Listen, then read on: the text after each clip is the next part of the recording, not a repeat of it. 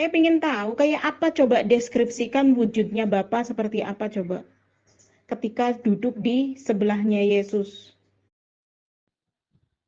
Selamat pagi Dita ya, saya Kristen. Saya coba untuk menanggapi Anda.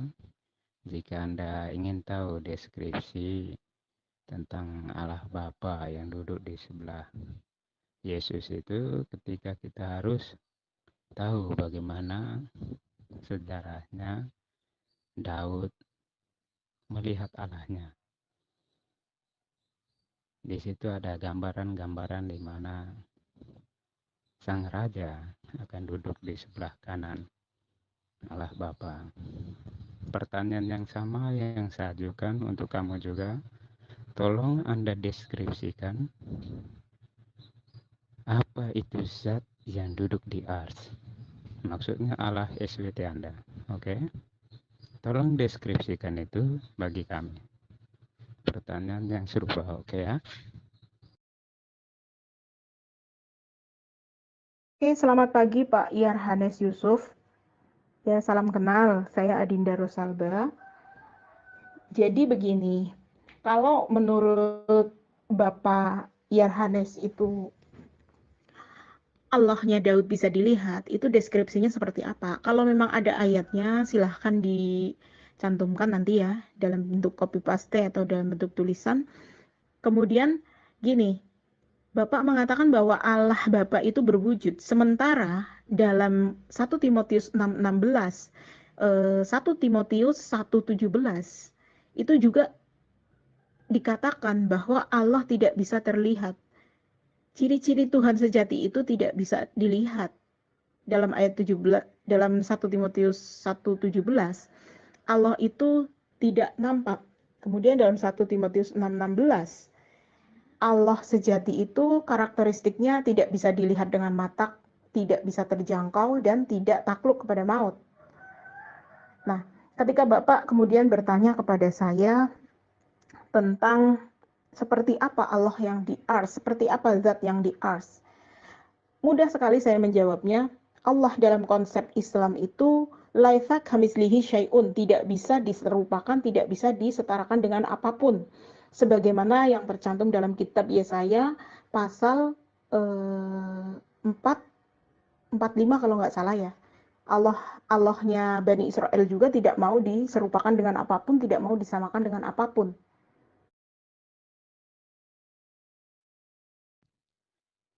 Oh ya, itu mungkin ada yang saya jelaskan tentang Allah Bapa yang maksudnya bisa dilihat apa.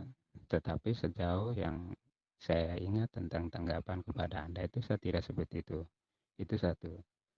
Kedua, jika Anda mau mendeskripsikan tentang Allah, ada yang adalah ada yang tidak ditiadakan, maka jangan Anda mendasarkan premis Anda pada ketiadaan.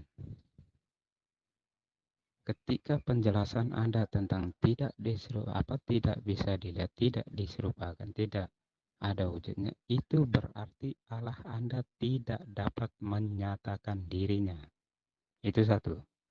Kedua, pembahasan tentang Allah yang tidak dijangkau oleh panca indera itu bisa dideteksi dengan metode metafisik, sesuatu yang melampaui fisik. Tidak terdeteksi dengan indera bukan berarti segala sesuatunya itu tidak mampu dideskripsikan. Oke? Pahami dengan apa yang saya katakan. Kedua, tentang kutipan-kutipan yang Anda ambil di dalam surat-surat Paulus, itu setidaknya mau menggambarkan apa? Karena inti di dalam keempat pewartaan Injil, yaitu bahwa Yesus, hanya melalui Yesus, manusia dapat mengenal Allah. Oke ya? Allah seperti apa? Allah itu roh. Oke, seperti itu. Oke Pak, terima kasih tanggapannya. Tetapi sekarang saya rekomen Bapak untuk baca 1 Timotius pasal 1 ayat 17. Hormat dan kemuliaan sampai selama-lamanya bagi Raja segala zaman, Allah yang kekal, yang tidak nampak, yang esa. Amin. Kemudian 1 Timotius 6:16 pun seperti itu. Bahwa Allah sejati itu karakteristiknya Dia yang tidak terjangkau, tidak terhampiri, tidak takluk kepada maut, dan tidak bisa dilihat oleh makhluk. Bagaimana ini menurut Bapak? Apakah jika Bapak melihat melalui metafisik, maka Bapak kemudian bisa menjelaskan kepada saya seperti apa wujudnya? Ini yang saya tanyakan wujudnya. Karena Bapak tadi mengatakan bahwa Allahnya Muslim tidak berwujud, tidak bisa dilihat. Padahal dalam Bible Bapak sendiri, Allah itu memang tidak bisa dilihat. Keluaran pasal 33 ayat 20. Tidak seorang pun bisa memandang aku, melihat aku dalam keadaan hidup. Artinya, Allahnya Bani Israel ini tidak terlihat. Dan hanya orang yang sudah mati yang bisa melihat. Kalau kita lihat dari teks yang ada dalam ayat Keluaran 33 pasal 20.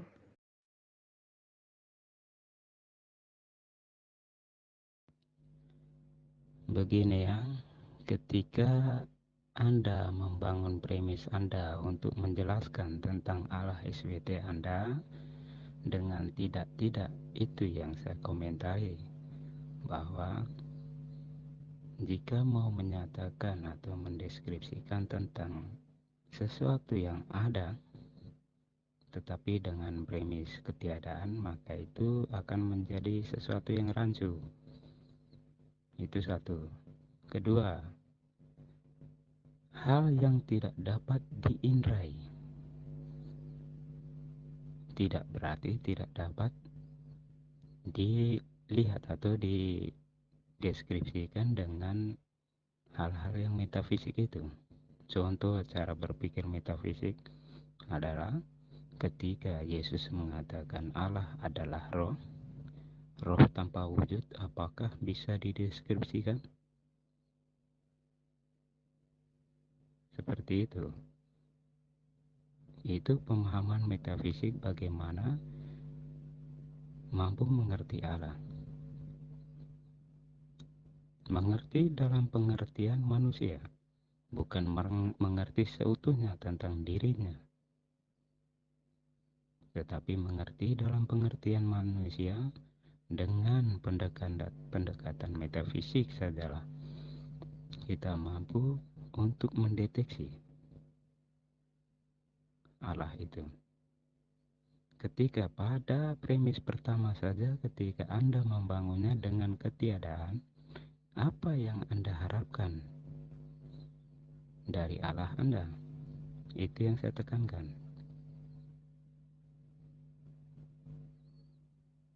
Itu berarti bahwa Allah Anda tidak mampu menyatakan dirinya.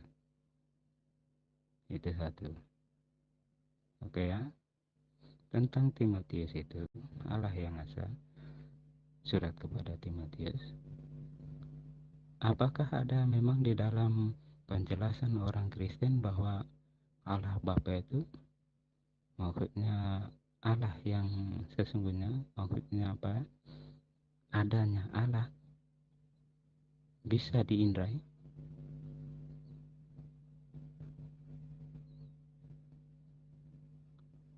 Hanya ada di dalam Injil. Yesus pernah mengatakan siapa yang melihat Bapa, dia melihat aku. Ketika dia melihat aku, dia melihat Bapa. Itu bukan dalam arti harafiah. Berarti orang melihat Yesus pernah lihat Bapa. Tidak juga seperti itu. Itu kenapa dalam perumusan Allah bagi orang Kristen itu yaitu Tritunggal itu, di mana Allah yang tidak Terus, mampu sepenuhnya dijelaskan oleh akal budi manusia dikategorikan sebagai Allah Bapa, Firman yang menjadi manusia, Yesus, dan Roh Kudus. Seperti itu ya. Bapak salah paham. Saya tidak membangun premis tentang ketiadaan Tuhan. Saya bisa jadi ateis nanti kalau seperti itu. Saya hanya mengatakan bahwa Allah itu tetap ada, tetapi tidak bisa dilihat dengan mata telanjang. Kenapa? Karena Yesus juga mengatakan, tidak seorang pun bisa melihat Bapa, suaranya pun tidak bisa didengar, karena memang manusia tidak bisa melihatnya, tidak bisa mendengar suaranya. Itu kata Yesus dalam kitab Markus, kalau tidak salah, saya lupa pasal dan ayatnya.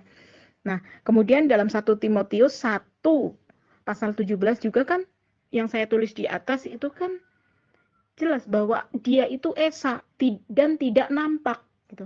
Tidak nampak itu bukan berarti tidak ada, Pak. Dia itu ada. Dia itu ada eksistensinya tetapi tidak mampu dilihat oleh manusia, oleh makhluk. Begitu, Pak. Bisa dipahami nggak? Nah, ketika Bapak mengatakan bahwa Yesus mengatakan barang siapa melihat aku maka dia melihat Bapa, itu Bapak harus cek lagi konteksnya. Secara kontekstual bagaimana ayat tersebut, jangan cuma ngambil satu kata atau satu kalimat lalu Bapak menyimpulkan. Yesus sedang berbicara mengenai ajaran dan visi misinya datang ke dunia ini. Begitu Pak, silakan. Sia-sia kamu baca Timotius, orang alif lam mim pun kamu nggak mengerti, ya toh? Alif lam mim. Kamu diberi surat yang kamu tidak mengerti. Bagaimana kamu membaca kalimat yang mengerti, kalimat Timotius itu kalimat yang bisa difahami pun kamu tidak paham gitu loh. Ini kan sudah kelewatan, logikanya ngawur banget gitu. Hah? Surat yang kamu tidak mengerti, kamu tidak mau tahu artinya. Surat yang ditulis dalam bahasa yang jelas, ya, kamu juga tidak paham-paham itu. Bagaimana? Itu temanmu si Yusuf bilang bahwa Al-Baqarah ayat 1 dan ayat 2 nggak perlu dibaca, nggak perlu dihubungkan. Al-Quran tidak perlu dibaca seluruhnya untuk memahami konteks ayat-ayatnya, karena semua tidak berhubungan katanya. Bagaimana kalian ini? Loh, itu sudah beda konteks, itu sudah beda pembahasan. Ini ini pembahasan saya dengan Bapak Pendeta Yohanes Yusuf. Kalau Bapak mau menanggapi ya silahkan. 1 Timotius pasal 1 ayat 17. Allah itu tidak nampak, tidak terlihat. Ini tadi berawal dari dialog dengan si swasta. Ya, saya mau bilang kami itu paten-tengan. Lompat ke kitab suci orang lain, kitab sucimu sendiri kamu tidak tahu artinya gitu loh. Saya mau ngajari kamu deh supaya jangan gila agar kamu waras. Kalau kamu mau waras, fahami dulu Al-Qur'anmu, Alkitabmu, itu. Kalau sudah kamu fahami itu, mau belajar Alkitab, kitab suci orang lain boleh, ya kan? Kamu sudah kena apa? Kan udah gila ini gitu loh. Asik mempelajari kitab suci orang lain, tapi nggak ngerti kitab suci sendiri gitu loh. Alif, lam, mim. Ya. Sebelum kamu bisa menjawab itu, ya, kamu berhentilah mengurusi kitab suci orang lain. Saya bilang, ngapain kamu baca awal suar? Sudah dibilang tuh sama Pak Ayubi, bahwa ngapain kita mengartikan huruf yang belum menjadi kata. Gitu loh. Wong itu cuma awal suar, awalan surah kok. Kalau mau belajar Al-Quran, ya belajar substansinya, isinya apa di dalamnya. Petantang-petenteng gimana. Wong saya sedang berbicara dengan Bapak Yohanes Yusuf, kok kamu nyerobot. Malah di luar konteks juga.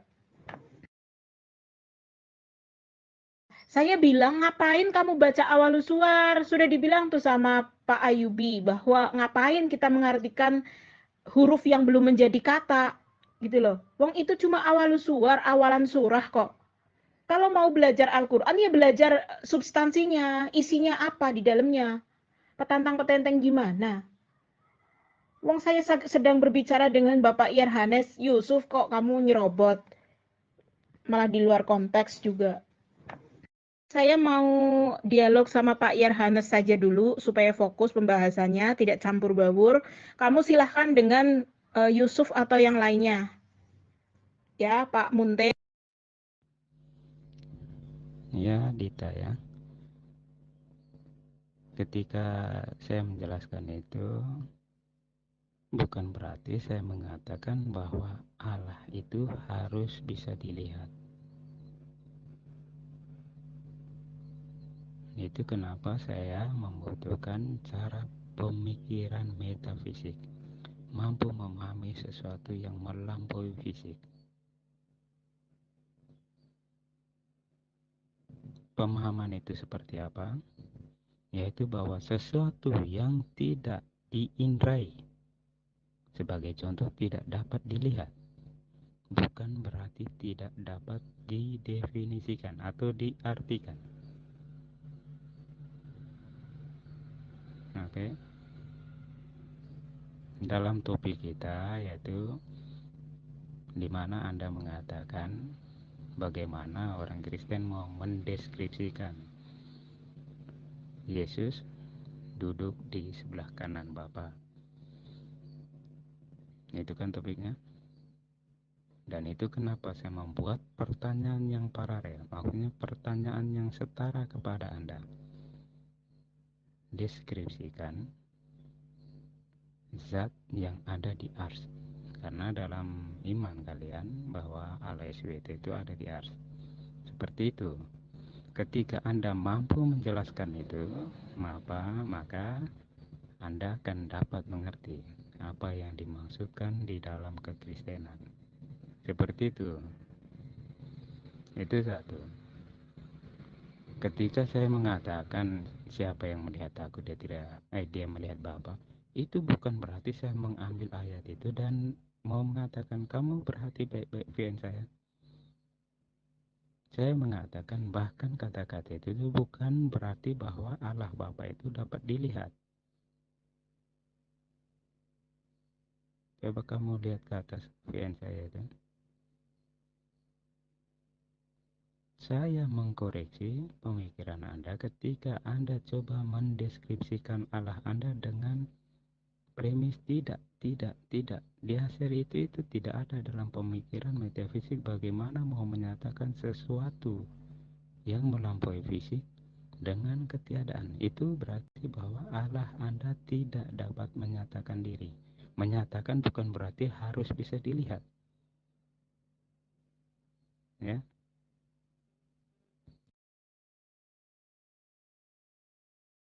Saya tidak mengatakan dan saya tidak mengambil premis bahwa Allah itu dalam ketiadaan. Tidak seperti itu, Pak. Saya hanya membantah argumen dari saudara Kristen Anda, yaitu Pak Swasta yang mengatakan bahwa Allah itu mati, tidak terlihat, dan lain sebagainya. Kata Petrus Munte juga kan seperti itu. Makanya saya bantah seperti itu, Pak. Bahwa memang di dalam Islam, dalam konsep keislaman, Allah itu memang tidak bisa dilihat. Dan tidak ada seorang pun yang mampu melihat Allah. Quran Surat Al-An'am ayat 103. Dia tidak dapat dicapai oleh penglihatan mata. Sedang dia dapat melihat segala penglihatan itu dan dialah yang maha halus lagi maha mengetahui. Kemudian ayat ini akan berkorelasi ya dengan 1 Timotius 6:16, 1 Timotius 1:17 bahwa sama meskipun bisa terdeteksi secara metafisik tetapi tidak bisa terlihat secara kasat mata, kan seperti itu. Nah, yang mengatakan premis ketiadaan itu siapa? Allah dalam Islam itu ada, wujud itu artinya ada, tetapi bukan berarti bisa dilihat dengan mata. Begitu. Sementara saudara-saudara Kristen Anda mengatakan bahwa Tuhannya Islam itu tidak bisa dilihat. Untuk apa menyembah Tuhan yang tidak bisa menyatakan diri, tidak bisa melihat. Nah, Tuhan menyatakan diri itu dengan ciptaannya. Dengan adanya alam semesta ini bukti bahwa Allah itu ada, Tuhan itu ada, gitu loh Pak. Sementara saudara Kristen Anda menginginkan, menuntut Tuhan itu bisa dilihat, bisa dipelototin dengan mata. Makanya saya bantah. Bahkan Yesus sendiri mengatakan dalam Yohanes pasal 6 ayat 46 dan Yohanes pasal 1 ayat 18 bahwa Allah itu tidak bisa dilihat. Bahwa tidak seorang pun yang bisa melihat Allah. Kemudian ini akan berkorelasi lagi dengan Keluaran pasal 33 ayat 20. Oke, bisa dipahami nggak?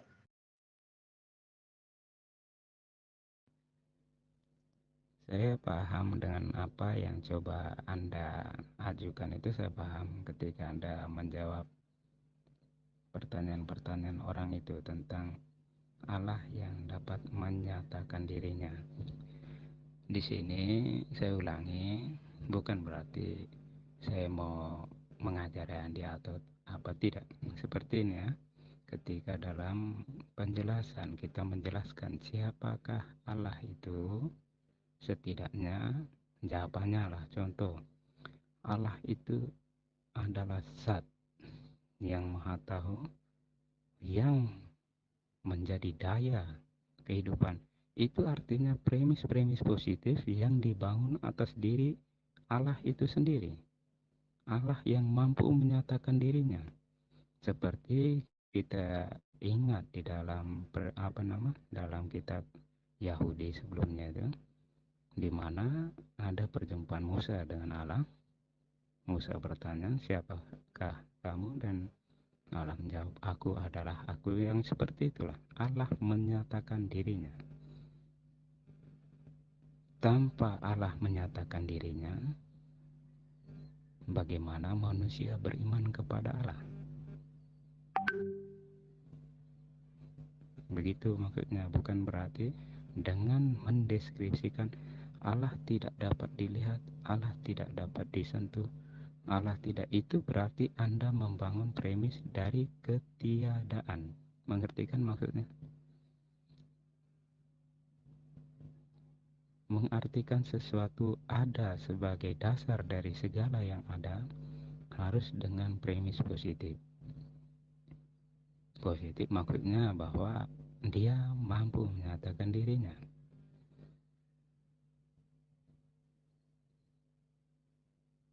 Oke, seperti zat. Apa yang Anda jelaskan tentang zat? Seperti juga orang Kristen mengatakan Allah itu roh. Roh itu apa? Roh bagi orang Kristen adalah daya penghidup. Daya yang menghidupkan, daya yang mengadakan.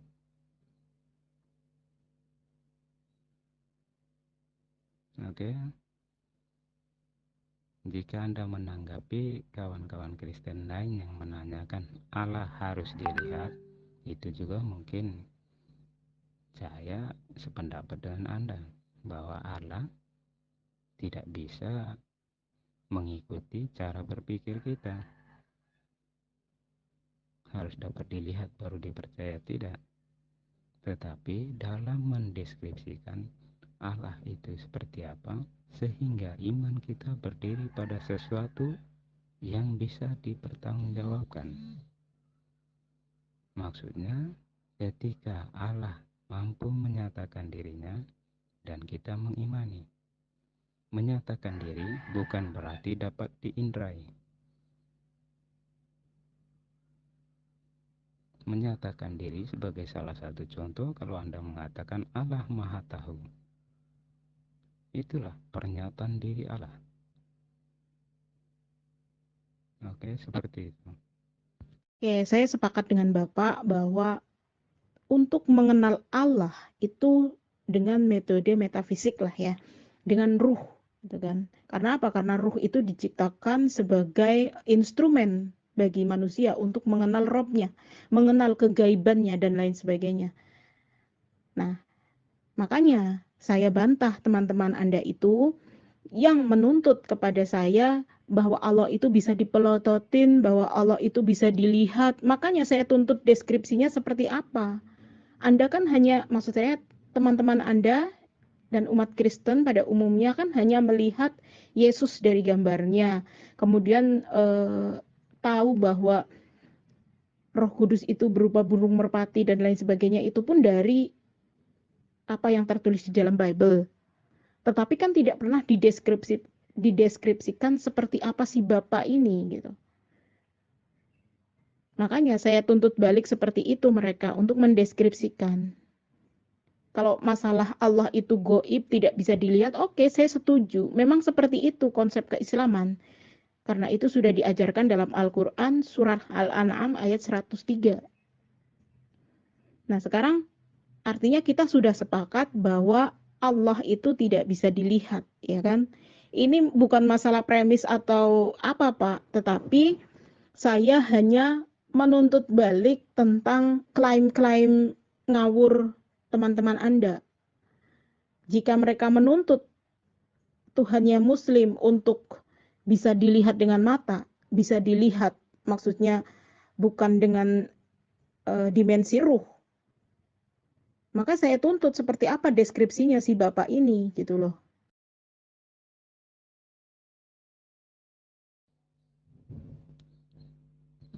Oh, begini, mungkin nanti deskripsi Anda bahwa ruh dengan zat. Ruh adalah ciptaan, maksudnya zat yang menciptakan ruh itu mungkin yang menjadi perbedaan Kristen dengan Islam dalam definisi tentang Allah. Ya, yang lain daripada itu penjelasan Anda memang jika kita bicara tentang roh yang adalah Allah, memang tidak mampu dilihat, tidak mampu diindrai, tetapi dalam konsep yang seperti Anda katakan, roh diciptakan oleh zat, itu yang akan menjadi perbedaan konsep tentang roh dan zat. Jika orang Islam mengatakan roh diciptakan oleh zat, sebaliknya orang Kristen mengatakan Allah sebagai roh yang ada sebagai segala sesuatu yang mengadakan, itu Allah adalah roh. Roh itu seperti apa? Saya sudah katakan sedikit tadi, yaitu roh adalah daya. Daya apa? Daya pencipta, sekaligus daya yang menaungi seluruh semesta. Deskripsi roh itu seperti apa? Akan sama jawabannya ketika saya menanyakan kepada Anda, deskripsi zat seperti apa? Ketika hal-hal yang hanya mampu dijelaskan oleh akal pikiran manusia tidak akan pernah mengubah substansi Allah itu sendiri. Oke.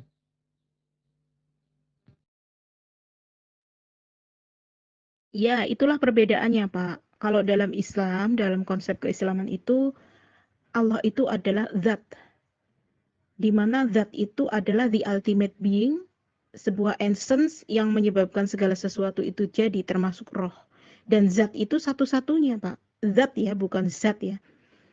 Ketika Bapak mengatakan bahwa roh itu diciptakan oleh zat, memang seperti itu, memang benar. Sumbernya roh itu dari zat, diciptakan oleh zat. Jadi roh dalam konsep keislaman itu adalah makhluk, gitu. Makhluk, bukan seperti pemahaman Kristen bahwa zat itu diciptakan oleh roh. Itu kebalik. Karena yang ada dalam pemikiran Kristen pada umumnya, zat itu zat yang berupa mater, sementara zat Allah, zat ya, zatnya Allah. Ini bukan mater, tidak bisa dimusnahkan, gitu. Dan tidak terbatas ruang dan waktu. Sementara zat atau mater yang merupakan kholik atau makhluk itu bisa dimusnahkan dan terbatas oleh ruang dan waktu, Pak. Makanya saya katakan bahwa roh itu juga ciptaannya Allah. Roh itu sebuah makhluk juga. Ketika Bapak mengatakan Tuhan itu adalah roh, maka Tuhan itu adalah makhluk dong. Ya, itulah perbedaannya, Pak. Kalau dalam Islam, dalam konsep keislaman itu, Allah itu adalah zat. Di mana zat itu adalah the ultimate being, sebuah essence yang menyebabkan segala sesuatu itu jadi, termasuk roh. Dan zat itu satu-satunya, Pak. Zat ya, bukan zat ya. Ketika Bapak mengatakan bahwa roh itu diciptakan oleh zat, memang seperti itu, memang benar. Sumbernya roh itu dari zat, diciptakan oleh zat. Jadi roh dalam konsep keislaman itu adalah makhluk, gitu. Makhluk, bukan seperti pemahaman Kristen bahwa zat itu diciptakan oleh roh. Itu kebalik. Karena yang ada dalam pemikiran Kristen pada umumnya, zat itu zat yang berupa mater, sementara zatnya Allah, zat ya, ini zatnya Allah. Ini bukan mater, tidak bisa dimusnahkan, gitu. Dan tidak terbatas ruang dan waktu. Sementara zat atau mater yang merupakan kholik atau makhluk itu bisa dimusnahkan dan terbatas oleh ruang dan waktu, Pak.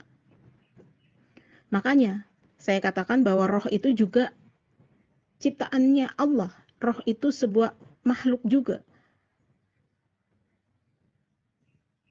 Ketika Bapak mengatakan Tuhan itu adalah roh, maka Tuhan itu adalah makhluk dong.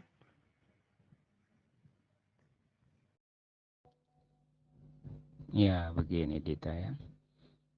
Satu hal lagi yang harus menjadi bahan pertimbangan Anda ketika Anda sudah mengatakan bahwa zat yang menciptakan roh, sejauh mana penjelasan Anda mampu menjelaskan bahwa zat itu yang menciptakan roh?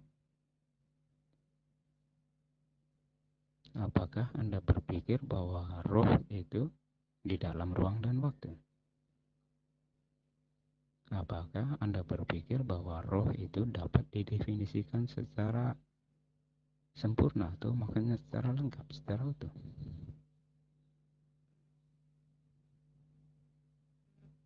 Jika Anda belajar tentang hal-hal metafisik, setidaknya apa yang mampu diungkapkan dari ada sebagai dasar segala sesuatu, maka dia menciptakan segalanya. Artinya seperti ini. Ketika kita bicara tentang iman, itu kenapa saya mau menjelaskan tentang roh itu. Ketika dalam kisah penciptaan, Allah menciptakan manusia serupa bukan berarti wajah. Serupa itu berarti ada roh, kehendak, dan pikiran. Itulah yang dalam konsep Kristen tentang penciptaan yang membuktikan bahwa rohlah sebagai dasar dari segala sesuatu. Gampangnya begini, ketika Anda mengatakan zat sebagai dasar sesuatu, apa pembuktiannya atau apa penjelasan Anda tentang zat itu? Zat yang seperti apa? Apa yang bisa Anda deskripsikan tentang zat itu? Oke.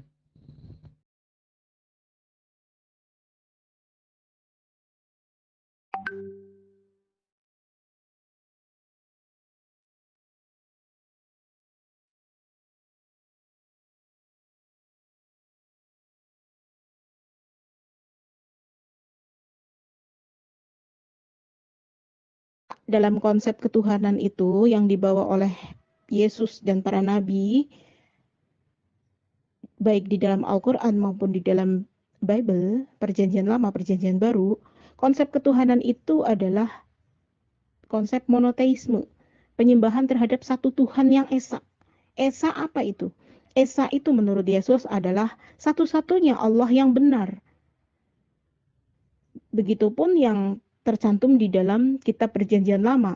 Esa itu ya satu-satunya, nothing else.